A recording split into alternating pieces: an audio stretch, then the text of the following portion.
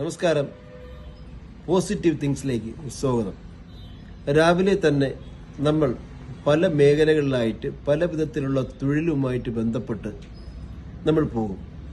നമ്മൾ ആഗ്രഹിക്കുന്ന, ഒരു മനുഷ്യൻ ആഗ്രഹിക്കുന്നത് മനസ്സമാധാനവും സാന്ത്വനവും കിട്ടുക എന്നുള്ളതാണ് ഓരോരുത്തരുടെയും ലക്ഷ്യം.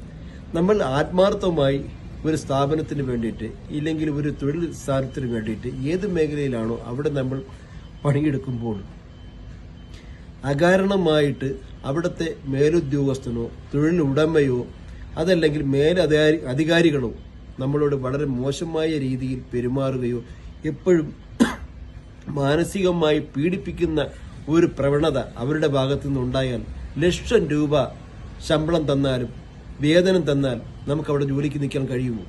മനസ്സമാധാനമല്ലേ വേണ്ടത്? അപ്പൊ പലരും ആഗ്രഹിക്കുന്നത് ഇതുപോലുള്ള സ്ഥാപനങ്ങളിൽ മനസ്സമാധാനമില്ലാതെ ജീവിതത്തിന്റെ ഒരു ഭാഗത്തിന് വേണ്ടി 8-10 മണിക്കൂർ ചെലവഴിക്കുന്ന സ്ഥലത്ത് നിന്ന് സമാധാനം കിട്ടിയില്ലെങ്കിൽ എത്ര വേതനം തന്നാലും നമുക്ക് അവിടെ പണിയെടുക്കാൻ കഴിയുമോ? നിങ്ങൾ പോസിറ്റീവായിട്ട് ചിന്തിക്കുക. വേതനം കുറഞ്ഞാലും മനസ്സമാധാനവും സന്തോഷവുമുള്ള ഒരു തൊഴിൽ മേഖലയാകണം നമ്മൾ തിരഞ്ഞെടുക്കേണ്ടത്. മാനസികമായിട്ടുള്ള പീഡനങ്ങൾ നൽകുന്ന സ്ഥലത്ത് നമ്മൾ തൊഴിൽ തുടരേണ്ടതില്ല എന്നാണ് നാം ചിന്തിക്കേണ്ടത്. എല്ലാവരും പോസിറ്റീവായിട്ട് മാത്രം ഇതിനെ കണ്ടാൽ മതി. നമസ്കാരം.